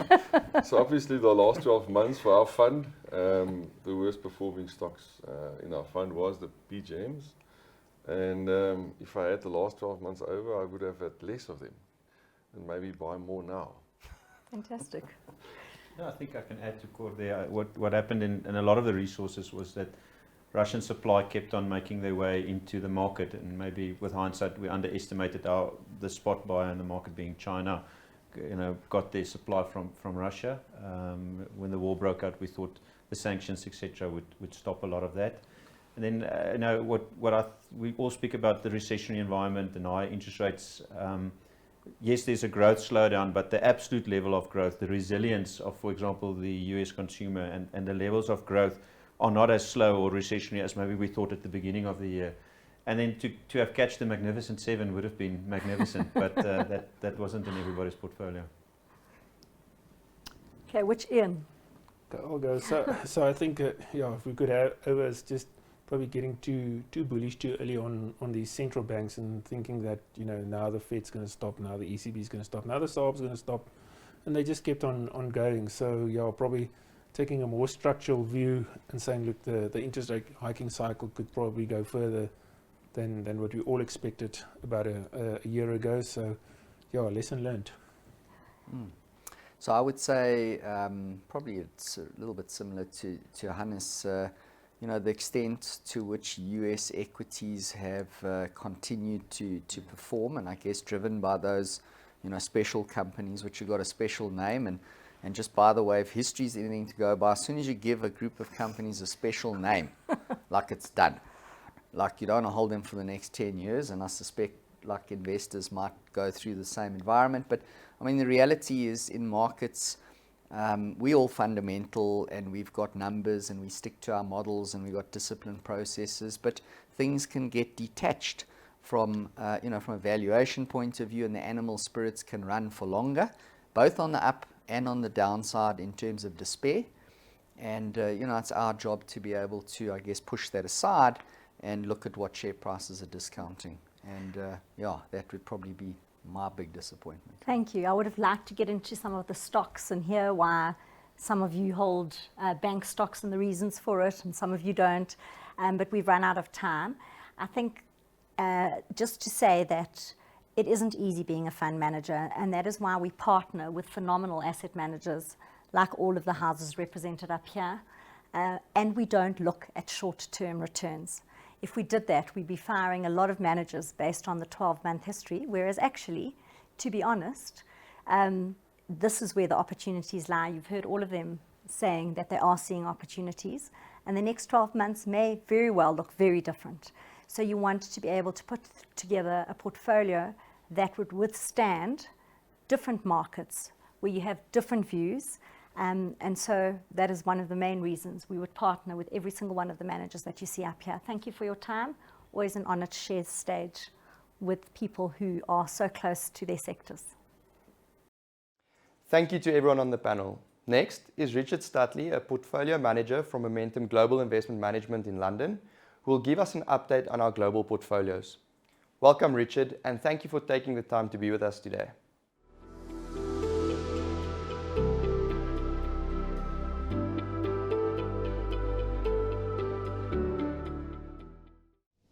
Good morning, Momentum Financial Planning, and thank you for having me today to update you on the global multi-asset solutions that form part of the MFP Global House View.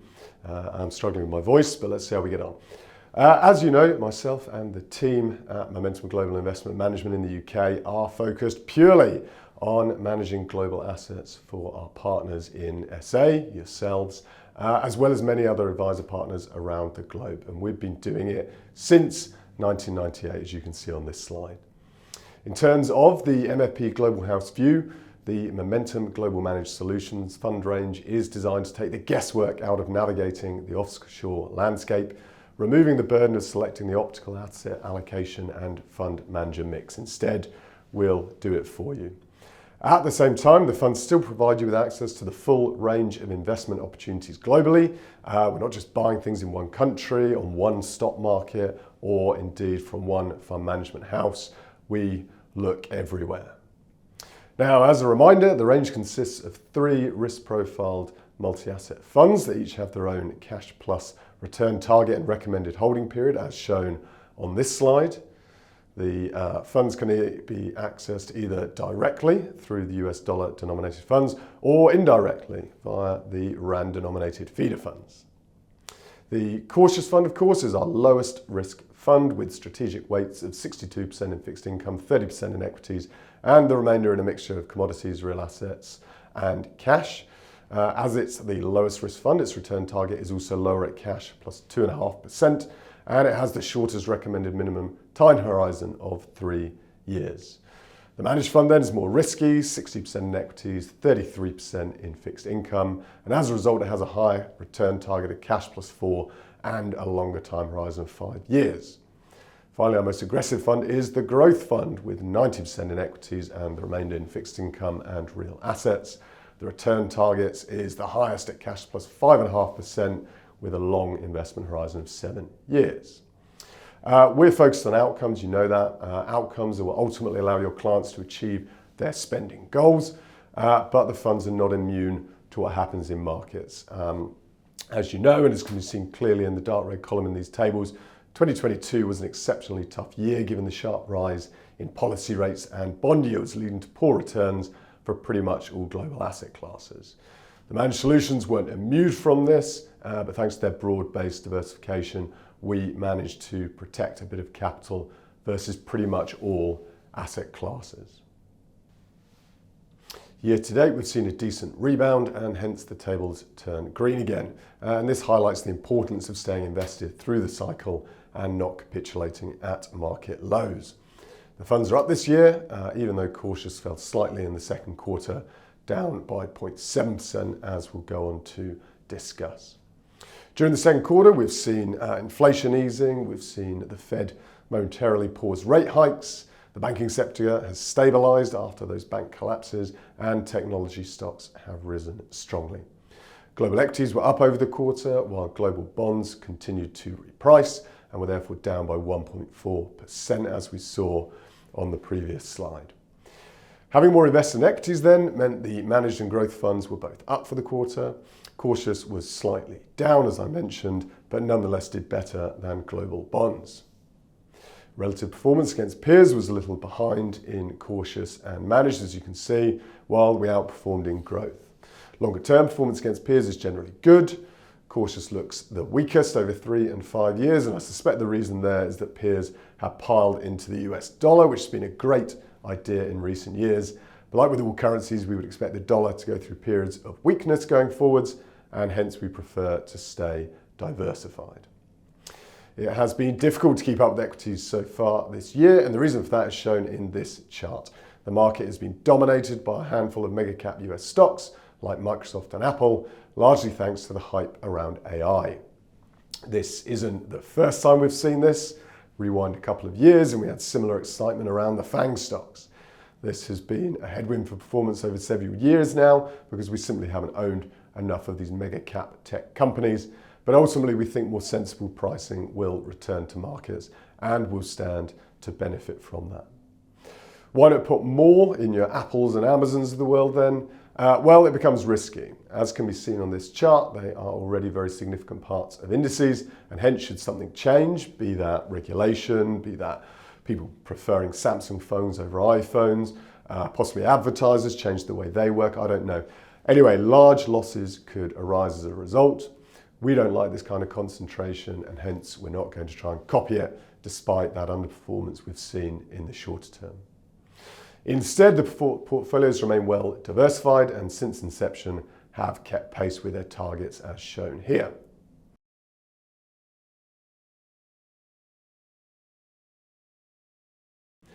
More importantly, all the portfolios have high success rates when it comes to delivering on their global cash plus return targets.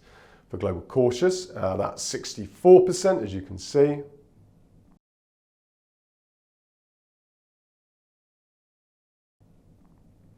Moving on then, for managed, it's a 78% success rate. And finally here, for the Global Growth Fund, it has an 88% success rate. Last slide on performance here. For those invested in the rand-denominated feeder funds, returns in ZAR have been significantly higher due to the consistent depreciation of the rand. And this highlights again that investing in global markets is not only about taking advantage of that large opportunity set, but also looking to hedge portfolios against the rand. Okay, in terms of notable portfolio changes during the quarter, we increased our allocation to bonds and included a new asset class in the form of music royalties. Here, from a bond perspective, sharp rises in interest rates and bond yields are generating some of the best opportunities in safe haven government bonds in many years. We therefore took the opportunity to increase duration in the cautious and managed funds by adding exposure to both nominal and inflation-linked bonds. And looking at this chart, it's pretty clear. You can see where bond yields were relative to the dividend yield on equities, and you can see where they are today. So much, much more attractive. We also include an allocation to an alternative asset class, music royalties. The company we bought, called Roundhill, owns a very high quality collection of music intellectual property rights and is also trading a significant discount to its net asset value. Music royalties offer a steady income stream that is uncorrelated with other sectors, and there's also growth there, as shown in this chart, created by the rapid rise of streaming and associated crackdown on piracy. In terms of overall positioning, on the left-hand side of this chart, we like equities, but they've moved a long way in a short period of time, so we're slightly underweight with a bias to Japan and the UK. On the right-hand side, we like alternative investments like infrastructure, gold, private equity, and specialist fixed income assets like asset-backed securities. And finally, in the middle, we have bonds we like a lot more than we did, but we are still underweight versus our normal allocations. And that's because there's still a bit of a mispricing when it comes to interest rate expectations. You can see that mispricing here then. The Fed thinks future interest rates are going to look like the red line. The market thinks they're going to look like the yellow line. We're more inclined towards the Fed's view, which you could summarize as higher for longer. And hence we think it's better to sit back and wait for a better time to add to our bond holdings. Some final summary thoughts to leave you with. Number one, headline inflation has peaked and is now falling sharply, but we expect, as I say, monetary policy to stay tighter for longer. The all-important US economy continues to perform well, but monetary policy works with a lag, and it's still very early in terms of seeing the full effects of the very significant rise in interest rates that's taken place over the past 12 months. Therefore, we shouldn't ignore the risks of a recession, and hence we're marginally underweight equities, which are discounting overly optimistic earnings growth assumptions in our view. We've seen a recovery in markets and the funds. Last quarter, our returns were a little pedestrian, but we expect the factors driving this, most importantly that dominance of mega cap tech, to fade. Markets have already moved a long way this year, so caution is necessary shorter term, but the whole investment environment looks completely different and much better compared to the last few years, with meaningful yields on offer across the investment spectrum. With that in mind, we think return prospects look good for the medium term. And with that, I'll stop there. Thank you very much for your audience and look forward to catching up with some of you soon. Thank you. Thank you for those wonderful insights, Richard. Next up is Willem van Zyl, Channel Director of the MFP iChannel, who will share some of his wisdom and research with regards to the MFP advice process and how you can leverage the available resources at your disposal to make sure you can focus on what you as an advisor do best, which is giving your clients the best advice. Welcome, Willem. We look forward to your presentation.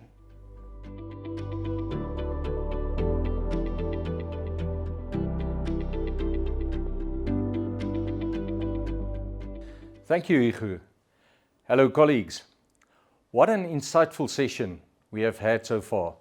And I particularly enjoyed listening to the fund managers that manage the underlying funds in the MFP Houseview multi-asset solutions. It is now my privilege to talk to you a bit about our advice business.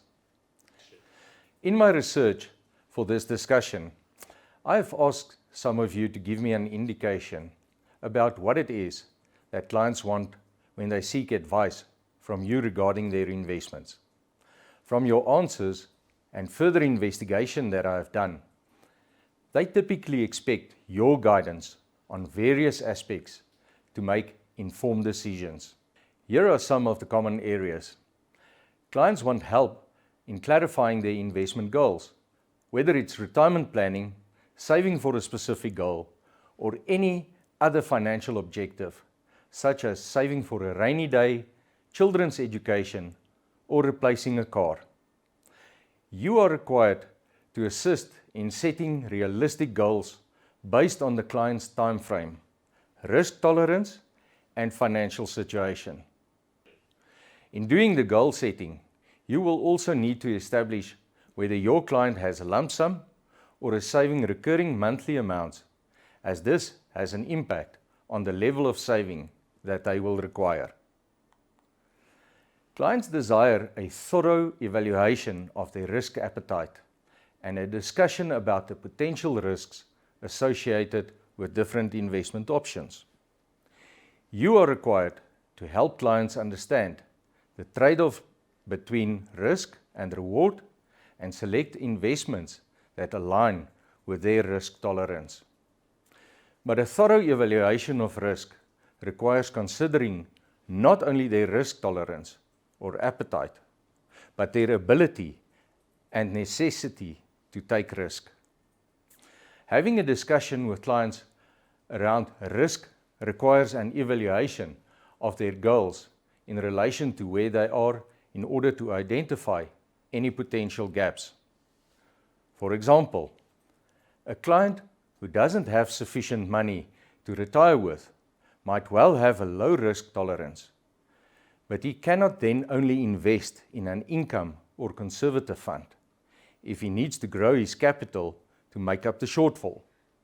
Similarly, a client who is looking for capital protection at all costs might say that they want maximum offshore exposure, but it is your duty to explain to them how volatile the rand is and how this can affect his portfolio, not actually offering capital protection.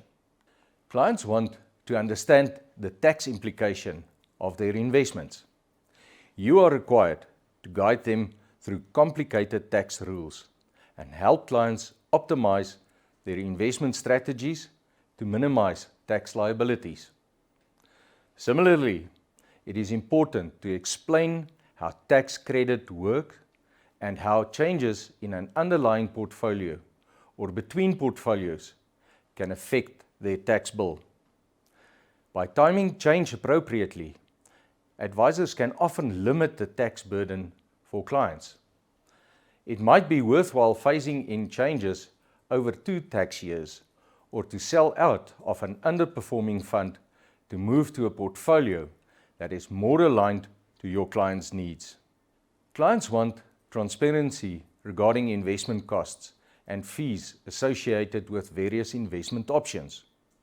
You are expected to provide information on platform fees, asset management fees, transaction costs, and any other potential hidden charges, such as performance fees.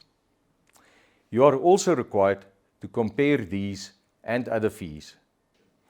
When it comes to asset manager or portfolio fees, the total investment charge, or TIC, is the fee that you need to look at.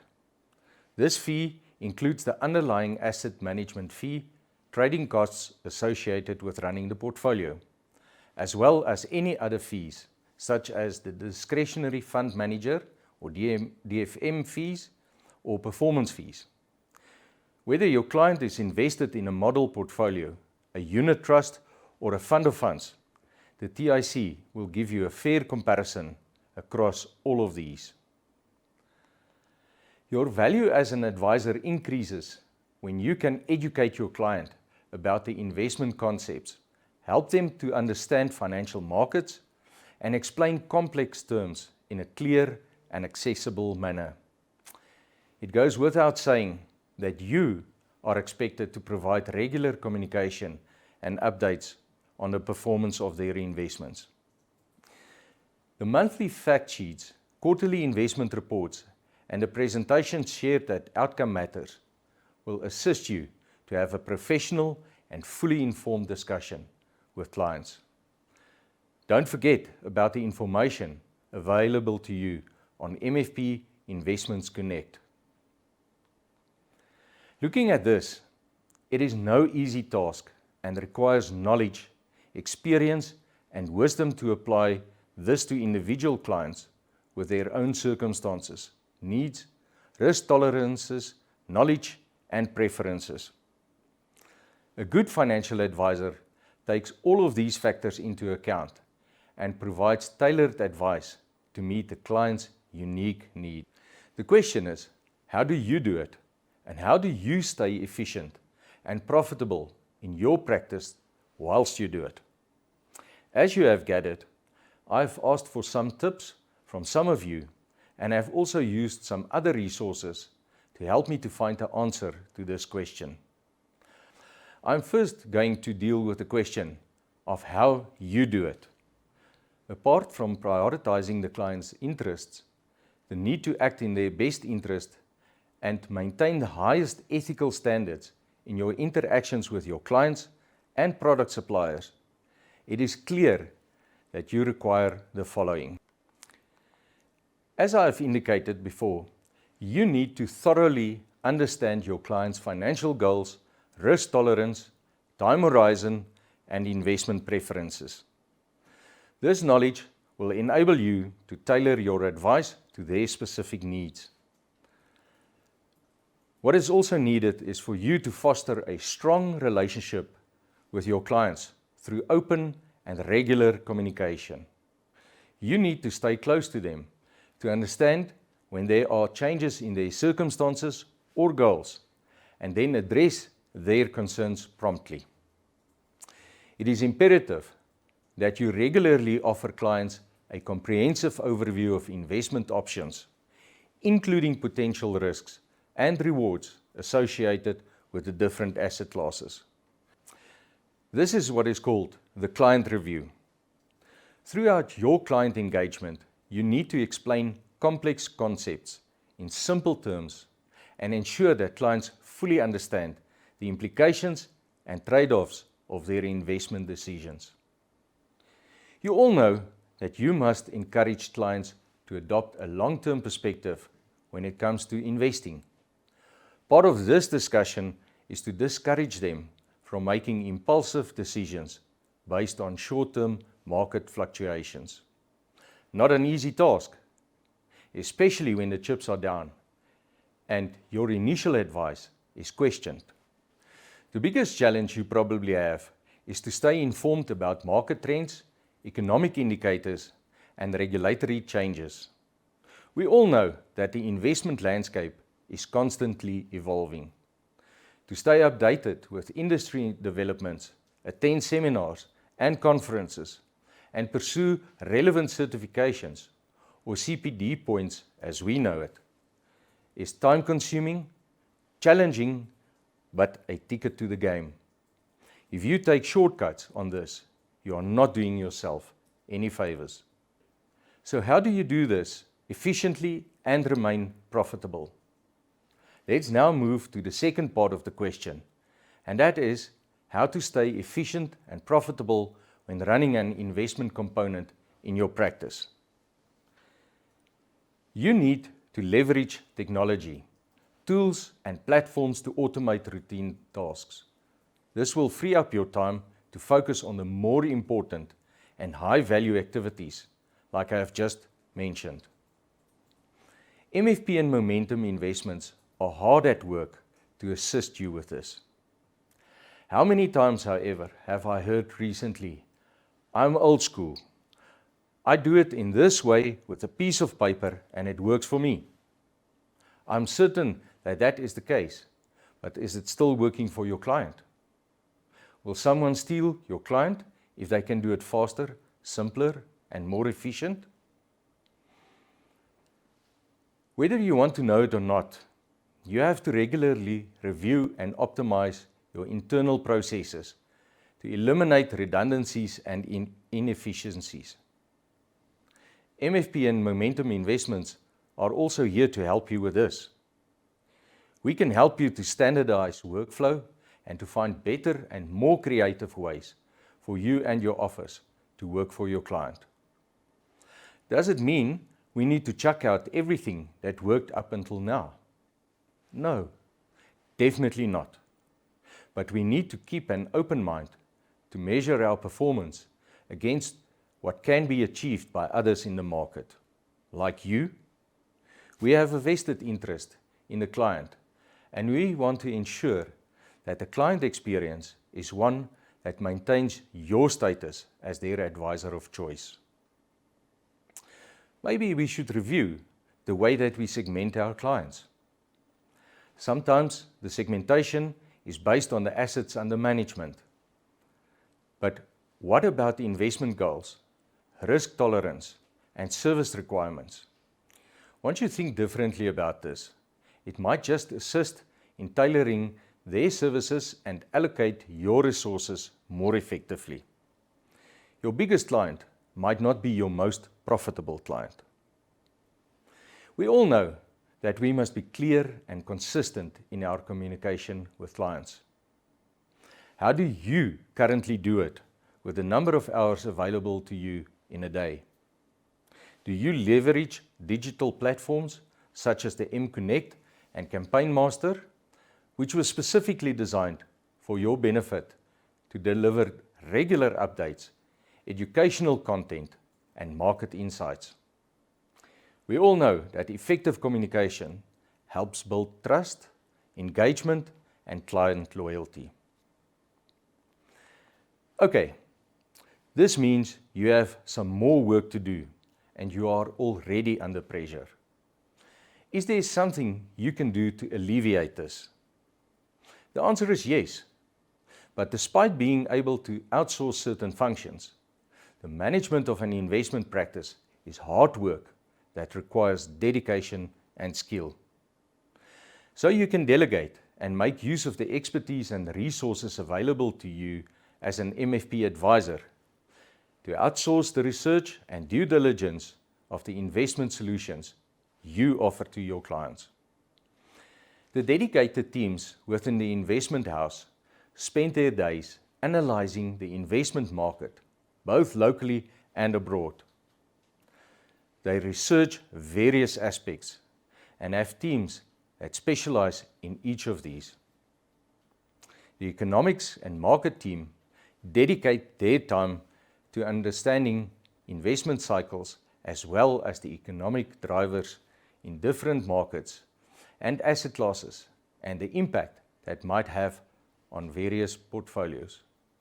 Based on this analysis, they then make recommendations around the probability of achieving certain outcomes and the implications of being invested in different asset classes. The manager research team spends their day evaluating the skill of different asset managers and understanding how each manager executes their investment views. This includes looking at the size of their assets, which asset classes they excel in, the turnover of their portfolios, the back office support, and the ability to execute on investment decisions and their preferred investment style. This includes evaluating not only the areas of strength, but also areas of weakness at different asset manager houses. It is their job to ensure that funds that they include in your portfolio are sustainable and will be around for the longer term. Part of their process also evaluates in which cycles each manager is most likely to perform. Some managers do better during drawdown cycles, whilst others tend to perform better during rising or bull markets. This deep understanding of each manager and the team allows them to better determine what to expect from each manager. The Research Hive is responsible for the quantitative evaluation of portfolios. It allows us to ensure that our portfolio construction process is done on a scientific basis rather than an arbitrary construction based on split funding between funds based on past performance, which, as you know, is no indication of future performance. 2 years ago, we made a decision to appoint Equilibrium Investment Management as our investment partner at MFP. Equilibrium is an independent discretionary fund manager, or DFM. As the term discretionary suggests, they construct portfolios at their own discretion. This means that they are not incentivized to include any funds, whether they form part of the group, have a strong established brand, or good recent performance, unless they believe that they are able to execute on a particular strategy.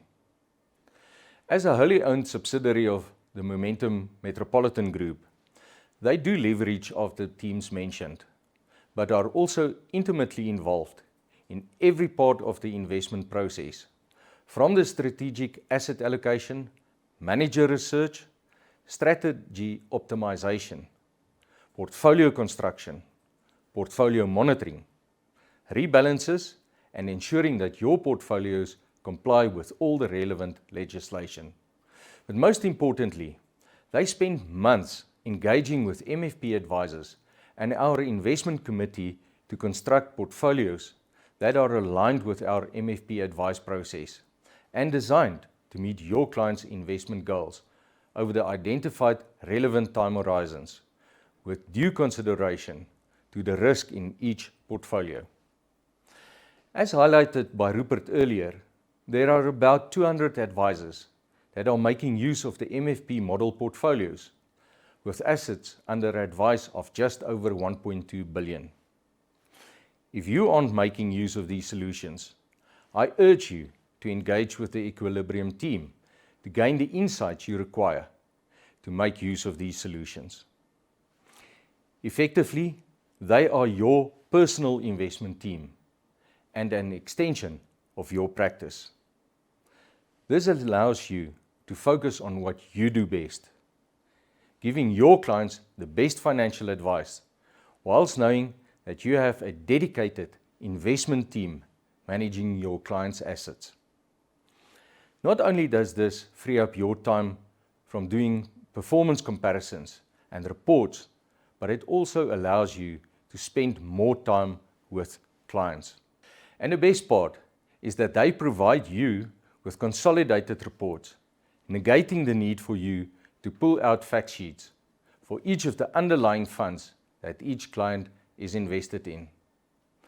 That is all from me. Thank you. Thank you, Willem. Finally, I would like to welcome Donnie van den Berg, MFP CEO, to close the event for us. Take it away, Donnie.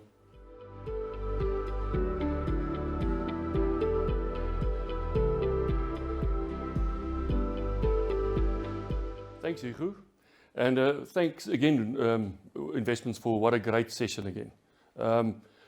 Every time I actually wonder what next are you going to do to keep us interested in terms of what really matters. Is how do you link advice with investment advice? And wonderfully so. Even today, first time in a long time, we've actually seen external asset managers being part of this, because the more knowledge we can get and insights from whoever would actually benefit us. And yes, on that point, I mean, it is so important that you attend these sessions. And for those of you who attended it, wow, thank you very much. Because you cannot give investment advice unless you actually understand what matters. And it's actually knowledge and insights. And again, yes, today, I mean, Rupert has also shown you that our model portfolios are actually doing much better and extremely well under these circumstances. And congratulations on that. And that actually gives us the confidence that from a best advice perspective, that we're doing the right thing. So thank you very much, Investments. So great to partner with you, and we know that we can rely on your support at all times. Have a great day. Thank you. Thanks, Donnie. As financial advisors, you hold the power to shape not only your own destiny, but also that of your clients. Each step you take in guiding your clients towards their financial aspirations is a stride in the direction of a brighter future. It is your expertise and guidance that can transform lives and build legacies. As we conclude today's Outcome Matters, let us remember the timeless wisdom of Abraham Lincoln. The best way to predict your future is to create it. From my side, thank you for attending today's MFP Outcome Matters.